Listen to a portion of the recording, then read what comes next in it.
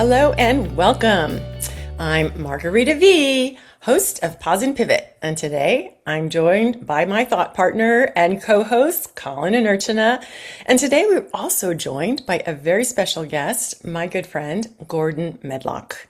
Now we'll introduce everyone in just a moment, but first, just to orient you for today's conversation, today we're continuing our discussion on yoga and the quest for the true self. Oh my gosh, it was so amazing. We had to break it up into 2 full sessions. So today we're going to be shifting into a deeper, more relational and embodied layer of the work. So we'll be exploring these 3 key ideas. Number 1, how we actually become whole through relationship, through being held, being seen, and feeling a sense of belonging. Number 2, why awareness alone isn't enough, and how we build the capacity to stay present with what we begin to more fully see. And number 3, how the body actually holds our experiences and becomes a powerful gateway for healing through many contemplative practices like breath, presence, and awareness.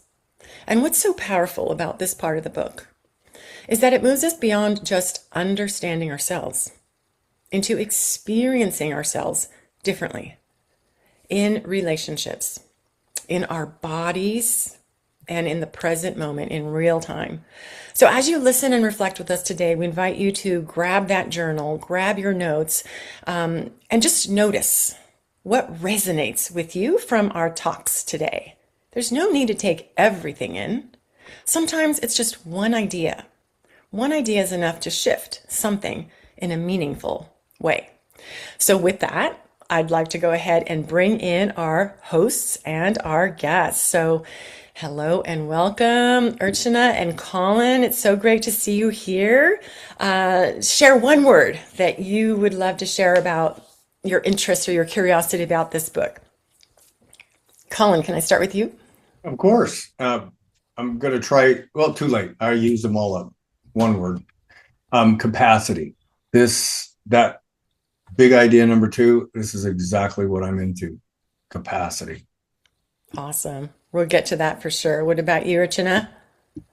One word would be quest.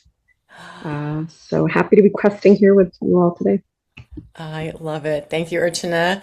And today I'd love to bring in our new guest, Gordon. Gordon, just curious, first off, what's one word that's coming to you? What's being inspired to you for you? Maybe even a question with this book. Relationality. Having hit that home, that just struck very much the core of what I believe in and what I think is important. So thank you. Wonderful. Well, Gordon, thank you so much for being here. And let me take a moment to just introduce my good friend. Gordon and I we just chatted a few days ago, reconnected after a while, and we were trying to figure out when we met. It's been maybe 9 or 10 years where we just met randomly in a conference in Vancouver. And we just somehow both ended up being in the same place, in the same area. And since then, we've been keeping in touch. So it was an amazing opportunity to reconnect. And let me just share with you who we have here joining us today. So Dr. Medlock, so Gordon holds a PhD in philosophy from Yale University and an MA degree in clinical social work from the University of Chicago, where he specialized in working with families and individuals and groups. So he's bringing that licensed clinical social work perspective to our conversations today, and has over 30 years of experience providing psychotherapy services with a wide variety of clients. So he specializes in this amazing area, which I think is just going to fit into the conversations of the experiential and humanistic approaches to psychotherapy and coaching. So he's written dozens of research articles and looking at transformational leadership and coaching and how he's applying his clinical and coaching skills to facilitate, right, our transformational spaces and career development. So I can go on, but to give you an idea of my good friend Gordon here today. So Gordon, we were just talking a couple of days ago, and maybe it was no coincidence that we met, because I'd love for you to just share briefly like how this book has touched you already. I don't know if you've had a chance to speed read it in 2 days or listen to it, but from our conversation, what are the initial inspirations that this book holds the potential for you in your work or your life? Well, thank you. Thank you, Maggie. It's a pleasure to be here. And I believe that there are moments where things just happen that are not predicted, that are just absolutely right. And uh, when you suggested this book, and I'm reading about somebody who's deeply involved in psychotherapy and also looking at Vedic psychology, and he happens to have written two of the most amazing books on the bridging of the Bhagavad Gita story to psychotherapy. And I've been spending the last 6 months with two authorities on the Bhagavad Gita, learning it myself and trying to integrate it. The coincidence was not just, it's beyond coincidence. It was like David Cope's work is central to what I'm doing. And this book is incredibly resonant for me with how do you bridge these two worlds and how do you bring this Vedic knowledge and integrate it with Western experiential, humanistic, and relational systemic therapies. So I couldn't be more happy to be. I read most of the book, frankly, in the last day, and I watched your video. So I mean, it was just like I was absorbing it, and I couldn't believe it. And Colin had mentioned his familiarity with the Bhagavad Gita, and so this is just extraordinary. It's not. It's beyond coincidence. It's like this is an indicator of how right this is for me to be a part of this conversation and to reconnect with you. So thank you for all of you for being present here today. Oh my goodness. I think I don't need to speak for everybody else. I think we're all doing the happy dance right now. This is just amazing. And so we feel just as lucky and fortunate for you to be here and join us. So with that, let's go ahead and move into the brief overview of the book and the author, and then we'll go over the big three ideas that we're going to be focusing on today. A quick overview of our book, Yoga and the Quest for the True Self by Stephen Cope, and this is our second part. This time, I want to introduce the book a little differently, because what makes this book so powerful is not just the ideas, it's actually the experience of it. So this is about a journey of leaving, searching, and becoming, and the personal story of Stephen Cope. So when you read this book, you're not just learning concepts about yoga or psychology, but you know what? There's tons of it. You can really dive deep into it if you want.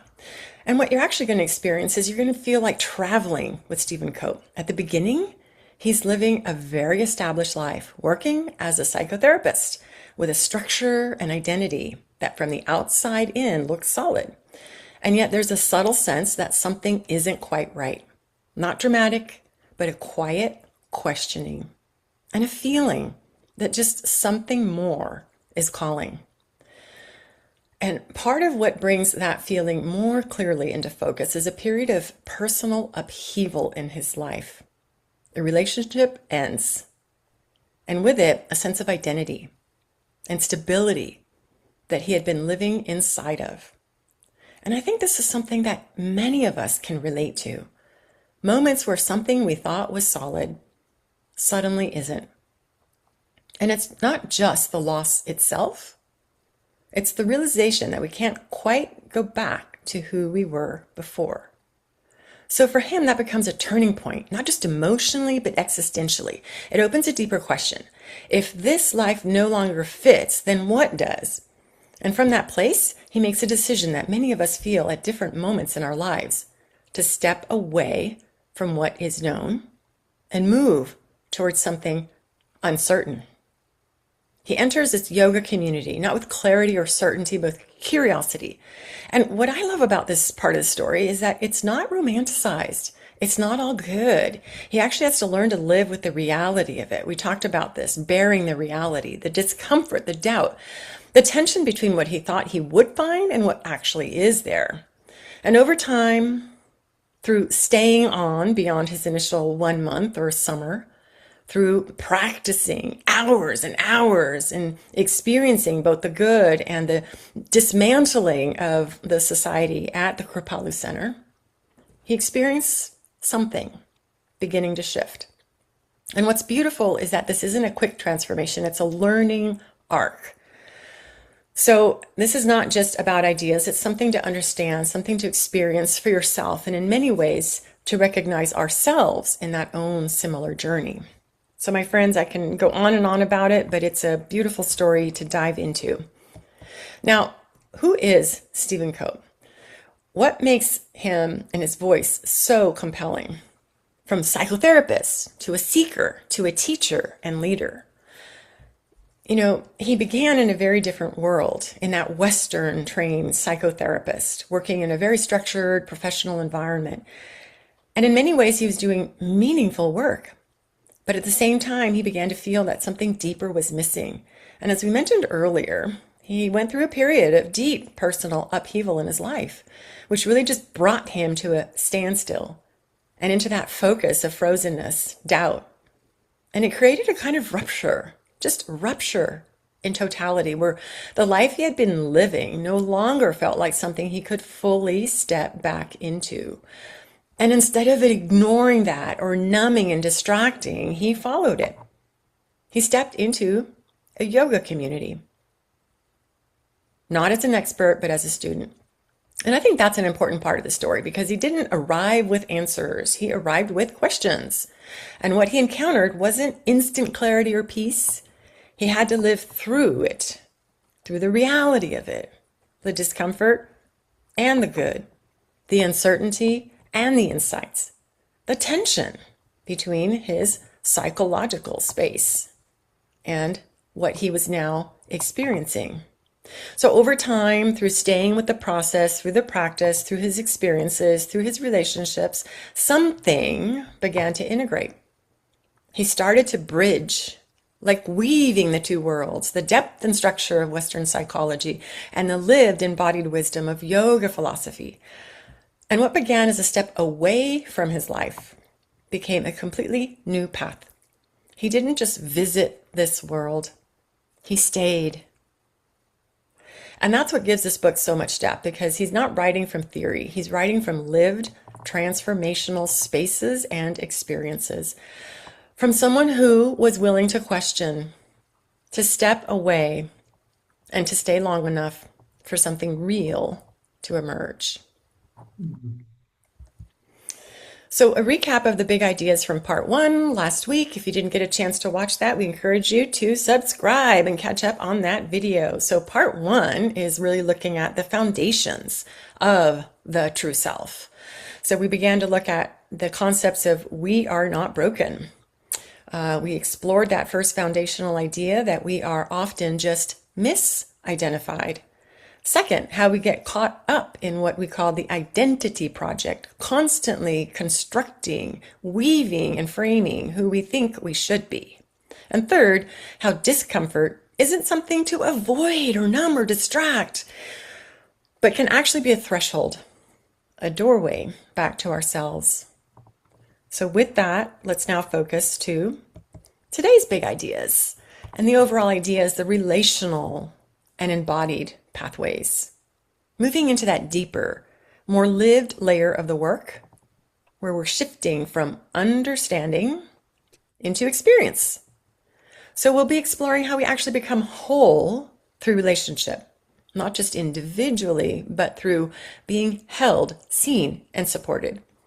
We'll look at the balance between awareness and equanimity, calling them the two wings, and why seeing clearly is not enough, and also the need to have the capacity to stay present with what is. And finally, we'll explore the body, how the body holds our experience and becomes a powerful gateway for healing through many different modalities, like breath and awareness. So again, try not to take it all in, just notice what's resonating in the mind. What's landing in the heart? And what are you experiencing in this whole body sensation of these ideas? We become whole through relationship. And this is one of the biggest shifts in the book. We're moving away from the idea that growth is purely an individual pursuit, right? The idea of the hero's journey, and taking that away and saying it's not just about the me experience. So Cope actually shows that we actually develop and grow through relationship. So the holding, the seeing, and the belonging are intricately weaved and woven into this new understanding of this process. So early in life, emotional stability develops through being held and heard. We don't learn calm or safety on our own. We experience it through these sensations of being held, the experience of feeling soothed and supported. And over time, that becomes and informs our own capacity for stability.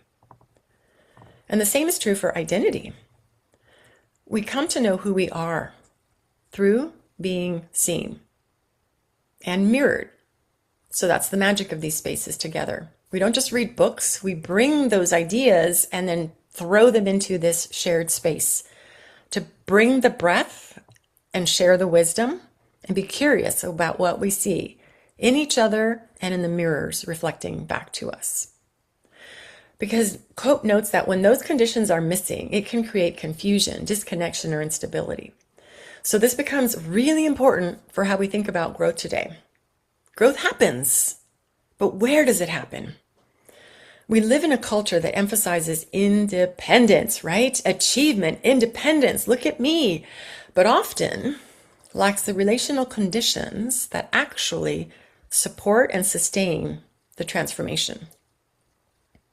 And this is where spaces like this, our Cafecito Chats, really begin to matter because we are shaped more than we think through this connection.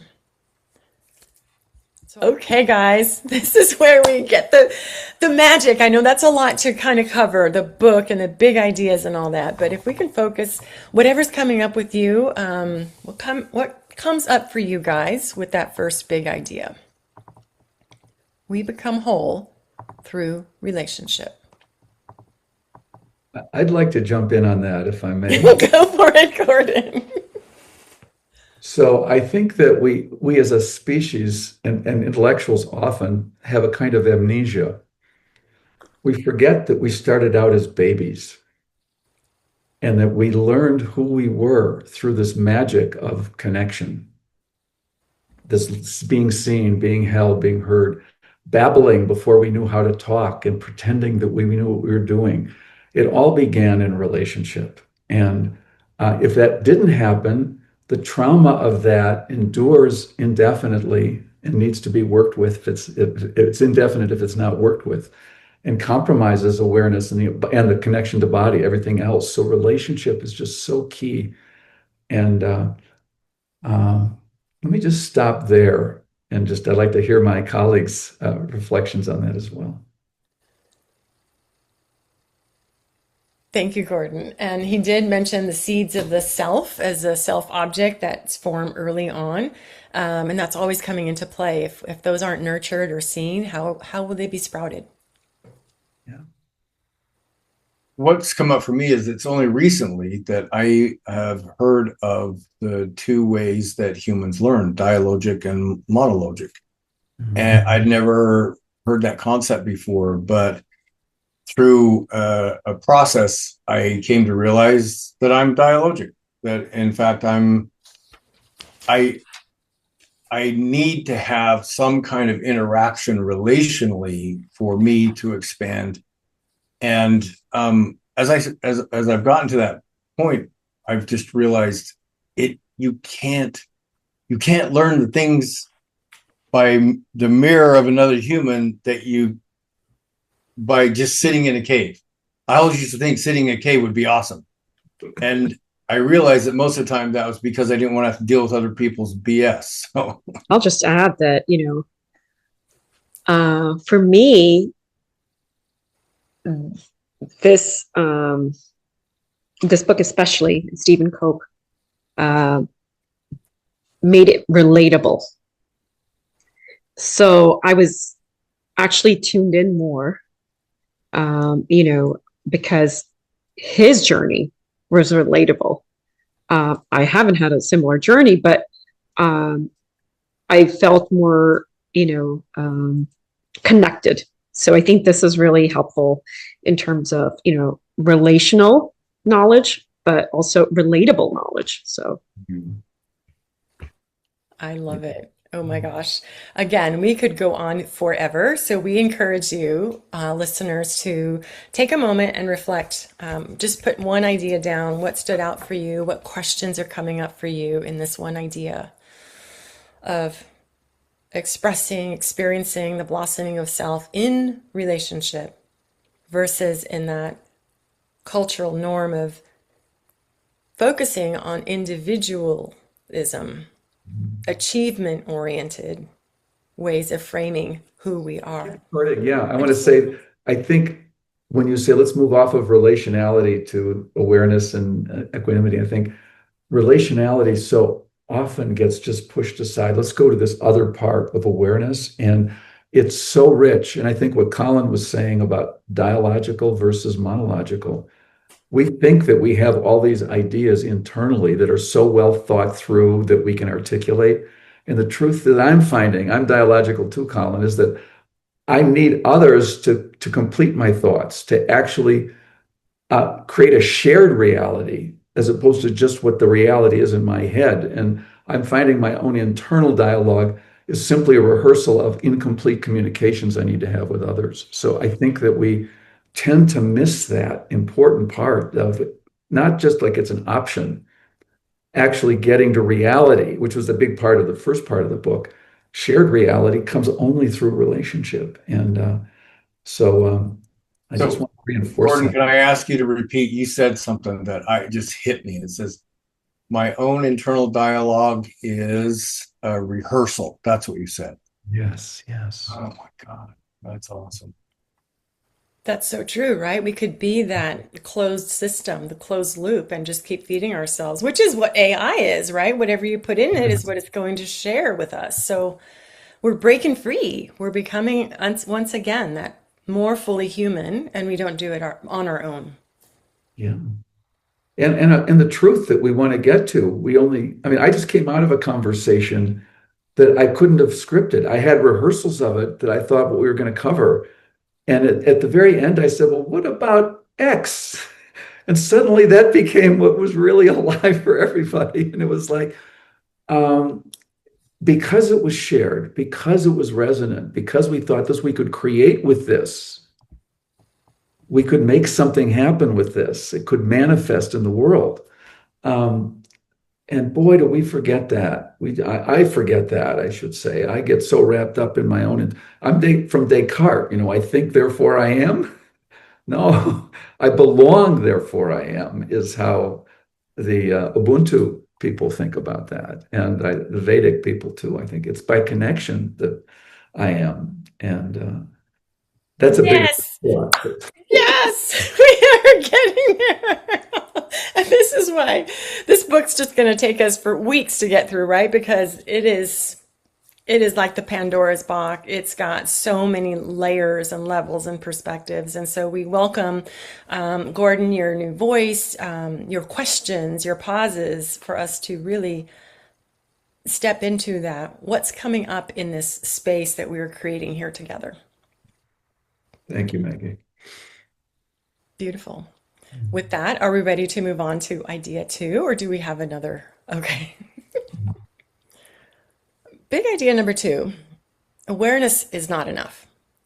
So this idea is really powerful, especially today, because we live in a time where awareness is everywhere. We're more self-aware than ever, but that doesn't always mean we feel better or we're making better choices. Because what happens when we start to see more clearly is that we also start to see things that are uncomfortable. So without the ability to stay present, we can sometimes get a sense of that overwhelmed feeling, too much to deal with. So we numb or distract or avoid. So what Cope introduces is this balance to awareness, which is the 2 wings. He calls awareness creates the ability to be present, and equanimity creates the ability, the capacity to create the stability and more of that presence. So together they allow real transformation to happen. So growth requires both our ability to see clearly more authentically and holistic, and the ability to have that sense of container, that ability to hold and embody what's coming up. So just think about, have you ever had a moment of awareness that felt overwhelming, no longer really feeling like it was helpful? And this can happen, Cope says, when we learn too much, when we're too much of the head space. We've got all this energy, information, and knowledge, but our body and sensory perceptions have not been equally engaged. And that's why we're looking at yoga. The idea of the two wings, with the way that our minds and brains work, it's more in the dualistic nature of thought. How can we begin to look at growth and awareness and self-development with a huge focus on awareness, right? Just be self-aware and get on the path. And so Stephen is sharing through his way, through his practices, the complementary practices from the ancient traditions of yoga, from thousands of years of experiential practice and wisdom, to really share with us this modern message that I think we really could benefit from, of being able to grow in that self-awareness and now really focusing on equanimity, our ability to be present, to embody the information and knowledge. Equanimity helps us to focus on building the foundation of the self. And that was the focus of part 1. So I'll just share real brief these 4 components. So the capacity to self-love, or to self-soothe, the capacity to self-soothe instead of numbing and distracting and avoiding. So how can we self-soothe? Number 2, to warmly love the self. Self-compassion. How often, how easy is it to have empathy for self and others? Number 3, to value and esteem the self. So many of us are suffering from the self-esteem, comparing, contrasting. And so to value, what are our values? Are we living our values? And can we hold into that esteem from our true self and not always going to comparing ourselves with our false self? And number 4, to experience a satisfying, cohesive sense of identity. So again, it's sort of the idea of there's a container that we're always building, whether we know it or not. So the awareness helps us to identify our true self versus, am I living my false self, and what container am I building? And the second part brings in what Viktor Frankl is always advising, suggesting that we do, which is to be a part of this building, to not just fall into what are the freedoms and the rights to pursue happiness and success and freedom and love, but the complementarity of that must also come up is the responsibility, the duty to ourself, and thereby how do I maintain that container that's going to hold my body, my mind, with that awareness, so I can now hold that wisdom and information and use it more consistently. I was like, finally, someone is open sourcing yoga philosophy. I mean, my gosh, I've been waiting for someone to open source Bhagavad Gita, just to be able to bridge that. I'm a Hindu, but not necessarily practicing, and as far as Jiva Mukti and self-realization, this was really astounding and so critical to have that open source. So that's how I felt like it enlivened, right? Definitely that quest in me. Thank you. Well, I was going to say just then the big ideas that you're talking about, capacity, and so this is something that I'm working on a bunch, because I had, as I've talked about here, my big awakening 30 plus years ago, but it's only been recently that I've understood now that you can keep seeking those big, expansive, but if you're kind of a jerk, it doesn't help that much in life. And so I've been really working on developing capacity to hold the essence of what those big experiences are really about. And when I saw this in this book, it was just one of those moments where like, this is, Gordon, you said something earlier where we forget relationship to the side. Well, my measure of capacity is, do the people in your life feel safe emotionally when you're around? That's to me the measure. And so anyway, I'm pretty passionate about this part. Oh, cool. Thank you both. For me, what's come up, this word overwhelming that Maggie's been talking about, what I notice is oftentimes my internal intellect wants certainty. It wants to figure things out, and it gets driven by the insecurity of I'm not okay unless I've figured it out. Mm-hmm. So I have to intellectually understand it. When I do that, I get exhausted, I get tired, I get irritated, I can't get out of it. The distinction between ruminating and creative thought kind of blurs. And I had an experience like last night. I was about to go read some more deep stuff to make sure I got all the content that the Cope was talking about. But I was tired. I didn't really want to do that. And I was walking away, and there was a TV show that my wife started watching, and it had this beautiful visual image. And I just got drawn into it. And I didn't want to take the time away from my reading to know it, but I got enthralled. And I actually stayed and just enjoyed the experience of what that was like. And then when the movie was over, I went back and I did everything instantaneously quick that I needed to do. And before, I would have forced trying to get this intellectual understanding. It was hard work, and it's like, and Maharshi always says, if it's hard work, you're not you're not in the body, you're not in presence, you're not in this equanimity.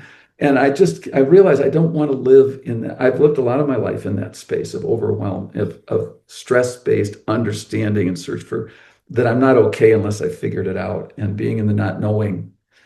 And so that's kind of my takeaway, Maggie, on this too, is just that piece resonates for me a lot. And that was a great experience, right? You experienced it. It wasn't that thinking into that wisdom. And a big part of what he focuses on is he goes to Carl Jung in his work on and also the connection to the Indian philosophies on the one thing, or Brahman, the unity of polarities. So the idea and the concept in trying to embrace the dance, and how it's now almost a skill where we need to really step into and dance with those polarities, the thought and the action, the aligned action.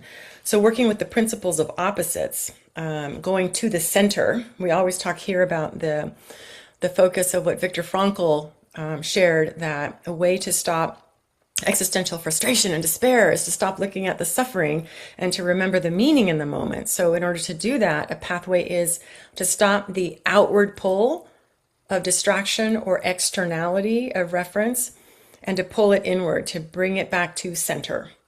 And so it's through the kleshas we talked about last time. So in yoga philosophy, some of the obstacles to our ability to be fully present and to find that joy and happiness is Patanjali lists raga and devesha as the third and fourth afflictions. And these are important opposites. They're attraction and aversion. They stand as representatives for the polarities of our embodied life. So we know about it, right? It's about what are we motivated to avoid pain and to pursue pleasure. And so what are we pursuing? Where are we oriented? And how are we looking at ourselves as not stuck in one or the other? And so yoga, thousands of years of experiential knowledge and wisdom, is now bridging into the ways that psychotherapy and psychology and coaching are trying to work with the way that minds process. How do we show up? What are our habits and what are our mindsets? So working with the opposites can become now a fun thing that brings in that play, right? Urchana, you always like to play. Hey, let's play. Yes, we're in pain, but what is the good? What is the possibility to view the learning from this? And to remember that it's just a process. So he shares so much about this, but the idea of the duality and that the river of life is always flowing and always changing, but we think that our identity stays the same. So what would happen if we let go of that? And just stayed open to the presence and non-judgmentally say, how am I showing up in my awareness? How am I rocking my self-care, which is the embodied balancing aspect, to hold the container and to be a vessel for all that amazing information, energy, and wisdom that I'm pouring into myself. And so he really views the body, and that is a great segue into big idea number 3, that the body holds the story. So before we move on, any final comments on this big idea of awareness and equanimity?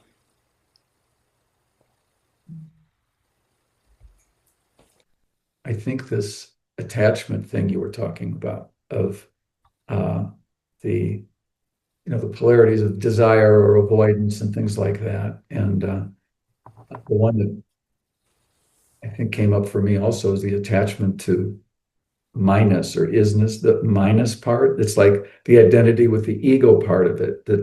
That's the part I think that was tormenting me, was the sense of my self-identity is related to what I know. And when I go there, I'm disconnected from my body, from my not knowing, from my being. And so there's a being maybe a being knowing polarity, maybe, that I'm sort of working with right now, that I don't want to live my life in the knowing piece that's driven by the insecurity about my attachment to identity as a knower, and my being identity, which is about being in the pleasure, but not in the anxious craving of pleasure, but in the flow of being, which is what Chichananda, right? It's a bliss experience when we're there, and it's not just happening internally; it's happening in my relationships and in this conversation.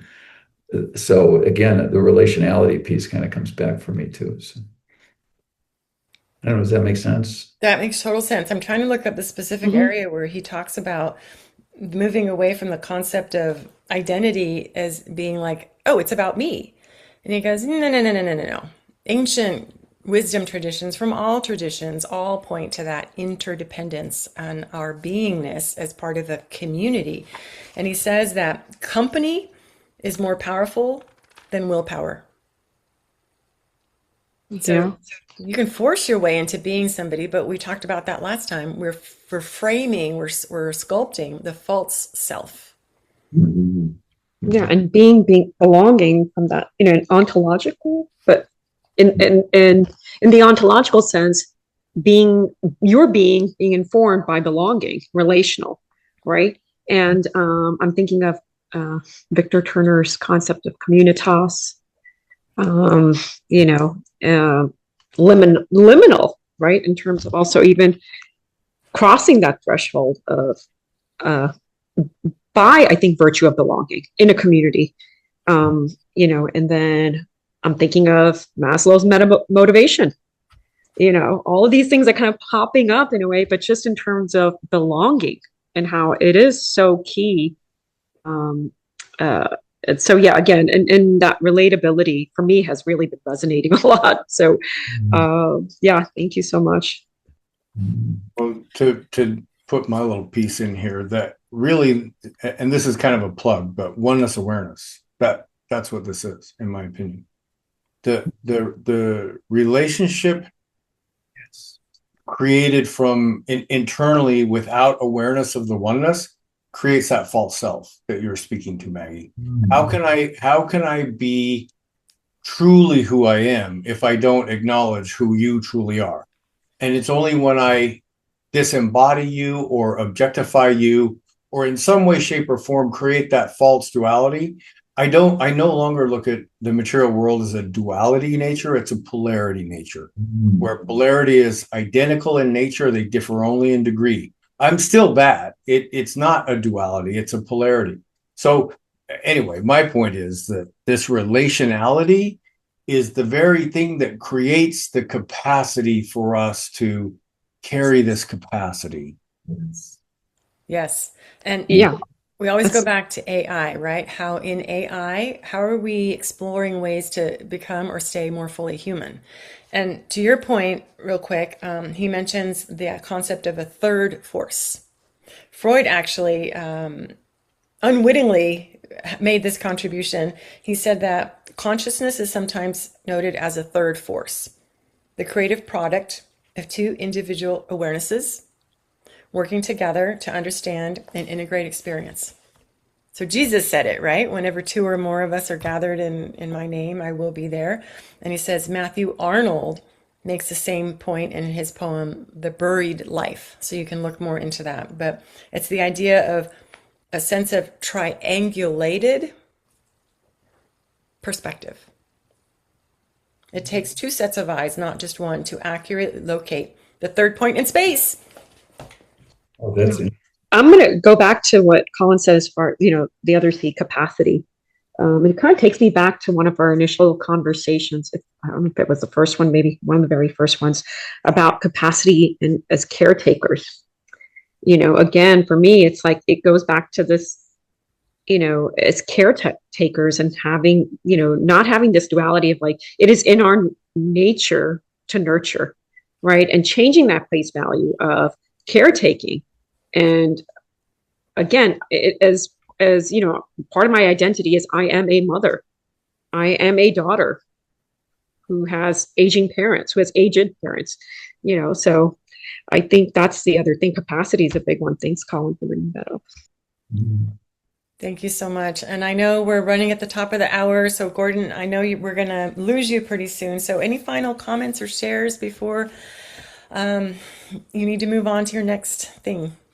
Just to say what a gift it is for me to be a part of this conversation, and where this is going and how this is evolving. And I just feel blessed to be here today, and what an opportunity. And thank you for including me, Maggie, in this. I look forward to more as well. And Colin and Arjana, it's been great to meet you both and be with you. And let's keep conversing.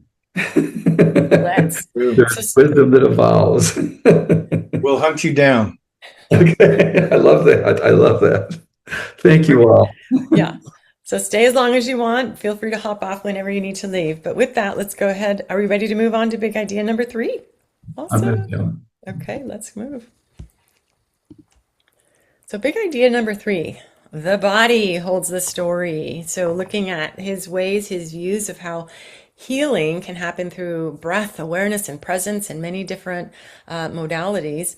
And this is where the book and the work really becomes focused on that embodied wisdom.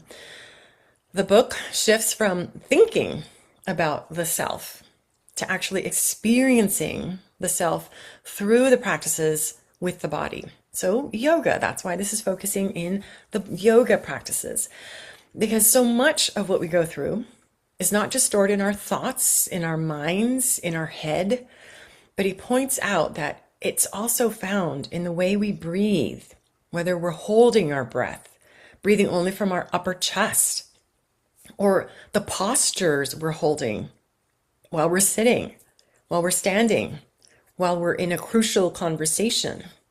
And what is the nervous system doing in our body? Are we flowing those healing, positive, connecting hormones and feelings, or are we kind of getting stuck in the fight freeze mode? So this is why we're thinking alone is now no longer enough. Awareness alone is no longer enough. We're looking at the qualities of our being and how we can step into being a participant and exploring ways to reconnect with the body.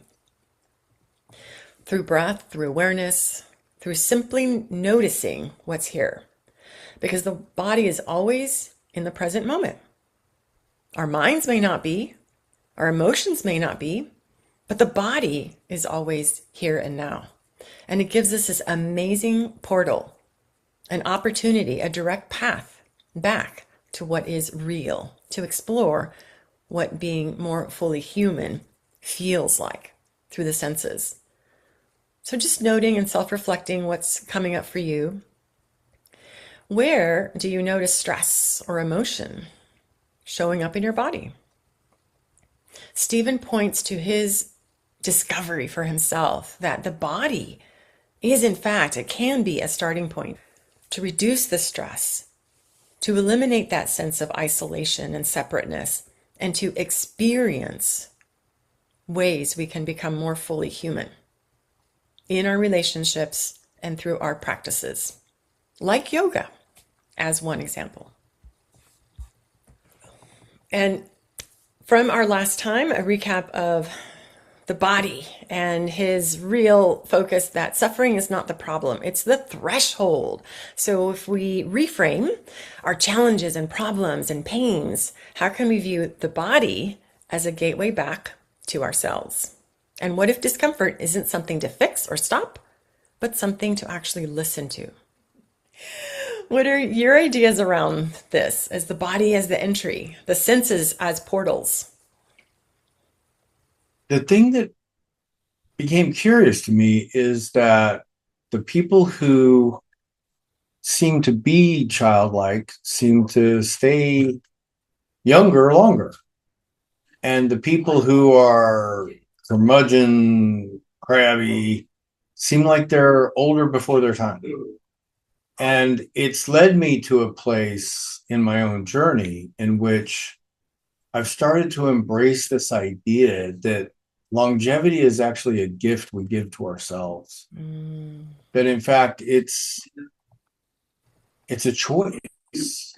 And you may have had an experience. I've got an experience where my mom, I can remember, she just started saying, I think I'm done. I think I'm done. And 2 years later, she was done. So this body is a thing that we have to take care of. We have to love it. We have to enjoy it. We have to embrace it. And anyway, so yeah, we could talk about this for 4 days alone. Yeah, I think just to kind of echo what Colin said, it is a choice, and I'm very much in on quest to practice more in the body, in my being, honoring it and honoring the fact that it's aging, listening to it, but still keeping heart-centered, playful at heart. Because I'm not, I'm going to go kicking and screaming into aging. I'm going to go fighting. So, but I mean, in a playful way, and I think that's also so important. And it informs my motherhood, my parenting. And it's relational. It's how I relate to my children. It's how I relate to my parents. I want to keep them young at heart. So I'm hoping to practice that. So yeah, definitely keeping on quest, but in terms of aging well, but aging, playfully. Love it. Thank you. And I love how you just keep exploring with those practices that are, bringing you that connection experience as well as more joy. And, Stephen really makes it a point in the book to say that, the body is in fact this portal. And the more you actually focus on it through the senses, like how often do we really pay attention to what we're feeling? The textures that are the sensation and the information coming to our body, or what we're hearing, or what we're smelling. Whew, that's a big one, right? Or tasting and seeing. We spend most of our time seeing now, right? Our computers, things, but not so much the other senses. So he says it's an actual way for us to take in and be aware. So bring in that awareness, but we can have all these thoughts in our body and they're all forming us in some way, but what sticks? And so the idea of that equanimity, how do we get to that calm, that abiding presence and calm container to hold all of that energy and information? And he says it's through yoga allows us to, number one, be in the body. So we're aware of what he calls the physical postures of life. He goes through some of the students that were at the Korpalo Center who had no connection to their body awareness. They had no proprioception. They didn't know if their hand was up or down, if their foot was to the right or to the left. They had no connection to their own body. Think about that and how that relates directly to how we're connecting to the regulation of our breath, our prana, our energy, and where we put our focus and where we're delineating where our energy is going. So through yoga, he says, the mat becomes your little world of reality project, self-building in the moment, not to be kept as that permanent frozen state of who we are, but in this moment to be curious and say, oh, how is my body showing up today? Oh, I'm feeling tight and here, so I'm going to take it easy today instead of forcing and doing harm to the body and working with the mind to say, I'm going to force myself through the postures.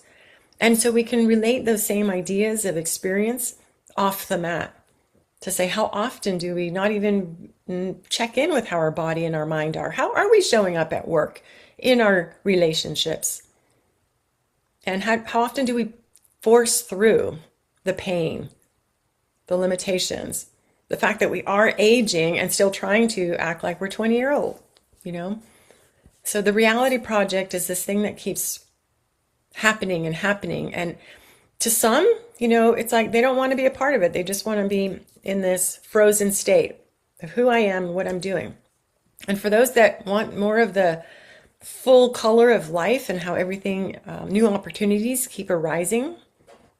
They could be beautiful opportunities. They could be how we grow, you know, those yucky times of transformation that we may not want. So he talks about the postures of life that you can literally see through the physical posture of how someone stands and how they breathe, the mental constructs and the connected physiological postures that hold us in tension or ease. And we usually don't see that in ourselves. And so we go back to the idea of it's not just awareness. We can see it in others, but not necessarily ourselves. So yoga becomes a way to see ourselves. The body is container. And through this practice, we see that awareness and we build the container so that we have the more balanced experience of self. I appreciated the fact, just to add to that, like, you know, that he sees the pure spirit as eternally changing. And, you know, and that in order for us, you know, to embody change, this change, we do have to see ourselves in transformational space, right? And we're moving through that continuously. And so I just like the fact that there's, you know, this eternal change, and I see that connection between the spirit and the body and the mind. So I really appreciated him. Yeah. And so much of this is what we repeatedly do. Gordon was sharing, you know, the idea of I think, therefore I am. And yoga is more of we are what we repeatedly do. Because that creates a container. That's sustainable, right? We can use our willpower to do something, but is it sustainable? Is it really who we are? So I always like to think of the concentric circles of the target, you know, the really dense center, and then another circle around it. That's sort of like our habits that we do most of the time, but it's not all the time. And then the outer ring, which is the actions and behaviors and feelings that we have every now and then, but they don't define us. You know, like I'm not used to driving a NASCAR car, you know, so that's going to be on the way outer circle, right? The next inner circle is like, yeah, I go to the gym. So, you know, I'm a gym person. So I like to work out. So that's sort of out there, but I'm not doing it every day, all day long. I am a wife, you know, I am a stepmom. I am these things that are always there. And so that's at the core. So how are we continuously building that up? What stays on the outside? What becomes more of a habit that goes to the second, and then what becomes our identity? That itself could also change throughout our seasons. Or are we holding rigid to it and trying to keep it the same, right? So he says there's 5 simple steps, 5 techniques to kind of keep working with this rebuilding. Number 1 is breathe. Number 2, relax. Number 3, feel. Number 4, watch. And number 5, allow. So can we do that practice on the mat? And then can we take that into our life? And the Serenity Prayer is something that you can use for mental, for emotional support and opportunity to keep practicing that and find where we are. Okay, so with that, are we ready to wrap up the summary? So now a recap of our big ideas from today, looking at a relational and embodied path. We become whole through relationship, that understanding ourselves, experiencing ourselves, not by ourselves, but through relationship, awareness, and the body.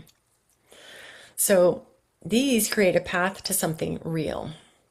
Awareness and equanimity is super important to create that insight, awareness, and the process that forms the container. And a huge focus of viewing the body as a gateway for healing and presence. So again, just take a moment to connect this to your own life. Maybe it's in a conversation where you feel the urge to pull back and stay instead of, staying present. Or in a moment of discomfort where your instinct is to distract or move on instead of actually feeling what's there. Just kind of noticing what's coming up for you, these small moments where the work really lives. So jotting down ideas of as you move through your day or your week, you might just sit with some of these ideas. And the question from the cafecito is, when in your life are you being invited to stay present with yourself, with others, or in your body, in a way you might normally avoid? Sometimes it's not about changing anything right away. Just noticing is enough. And as we come to a close, I wanted to just say thank you. I appreciate Gordon joining us as our new guest today, for being here with us today. And of course, Archana and Colin, as always, for your beautiful thought partnership and leadership, sharing perspective, sharing your presence as you bring these new ideas into the conversation. And thanks to everybody for watching, being a part of this space. Here in our Cafecito Chats, we don't just read books, we bring them to life through shared reflection and lived experience. So with that, I want to invite you all to join us next week to sign up for the newsletter so you get the worksheet every week to jot down your experiences. We invite you to bring a friend and join us next week as we, in our next session, as we start to look at the book The Power of Habit by Charles Duhigg, a classic. So many books are looking at habits, the science of habit, behavior. So we're going to look at The Power of Habit next session. And then we're going to look at another classic, Mindset by Carol Dweck. And then we're going to wrap it up with one of my faves, Spiritual Economics by Eric Butterworth. So join in for one or all of those. And if this conversation resonates with you, we invite you to follow, subscribe, and invite a friend to our next session. And we'd love for you to join us next time. And here in Pause and Pivot, we invite you to just pause, because here we pause, not to stop, but to pivot towards what matters. Thanks for joining, everybody. See you next time. Bye-bye.